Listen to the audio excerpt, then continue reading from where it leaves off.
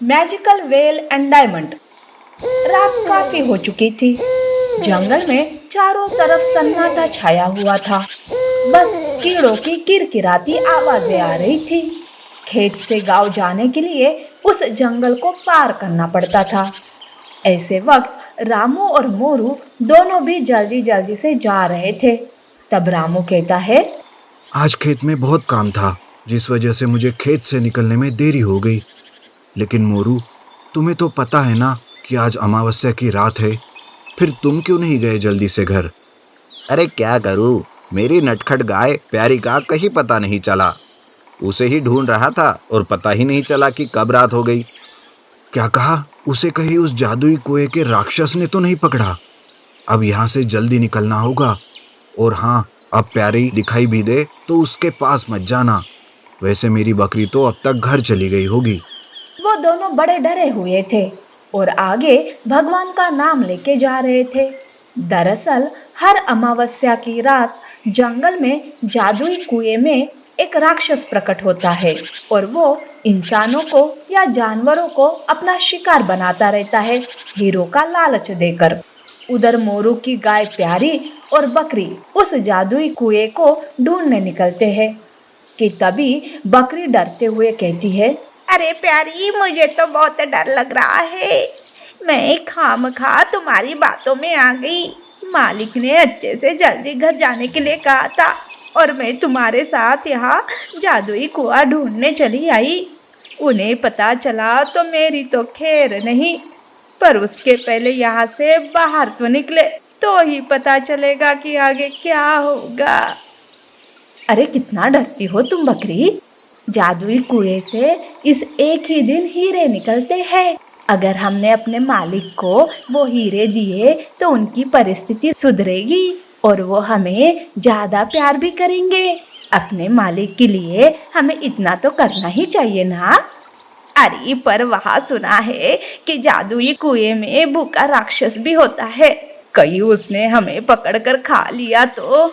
अरे प्यारी, नहीं नहीं, चलना चलना, हम घर वापस जाते हैं। पर प्यारी बकरी की बात न सुनते हुए आगे जादुई कुएं को ढूंढने निकलती है। बकरी आगे पीछे देखती है। चारों तरफ उसे घना अंधेरा दिखाई देता है। कुछ दूर जाने पर उन्हें एक कुत्ता दिखाई देता है जिसके पास हीरे चमक रहे थे।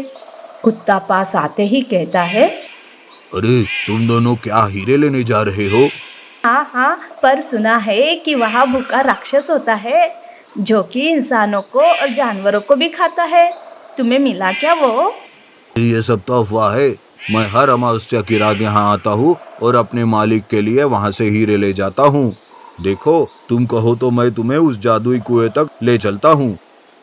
देखा बकरी, मैं ना कहती थी कि वो कुछ नहीं होगा। अब तो तुम्हारा डर गया कि नहीं?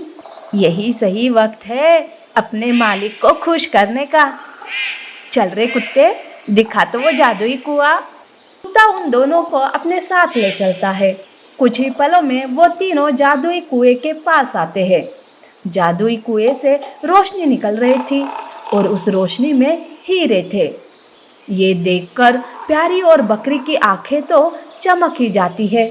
प्यारी और बकरी भागते हुए उस कुएं के पास जाते हैं। तब प्यारी कहती है, देखा बकरी, कितना अच्छा जादुई कुआं है। लोगों ने खामखा इस कुएं को बदनाम करके रखा है। चल अब जल्दी से जितना हो सके उतने हीरे ले चलते हैं। अरे कुत्ते भाई, तुम्हारा धन्यवाद। ऐसा कहकर प्यारी पीछे मुड़कर देखती है, पर तब कुत्ता एक राक्षस में बदल जाता है।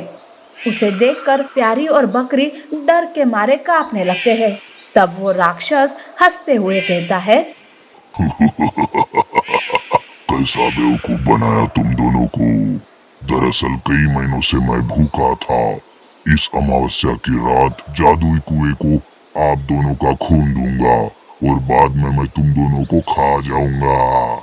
इससे जादुई कुएं की शक्ति भी बढ़ जाएगी और मेरी भूख भी मिट जाएगी। तब बकरी प्यारी से कहती है, देख प्यारी, मालिक को खुश करने के चक्कर में आज हमारा ही राम राम सत्य होने वाला है। तुम तो किसी की बात नहीं सुनती और मैं भी हीरो के लालच में आकर फंस गई यहाँ। राक्षस जोर जोर से हंसकर उन दोनों की बलि जादुई कुएं को दे देता है। जैसे ही खून जादुई कुएं में मिलता है, जादुई कुआं शांत हो जाता है और उसकी रोशनी भी चली जाती है। दूसरे दिन रामू और मोरू अपनी गाय और बकरी को ढूंढने जंगल आते हैं, पर उन्हें उनका कोई पता नहीं मिलता।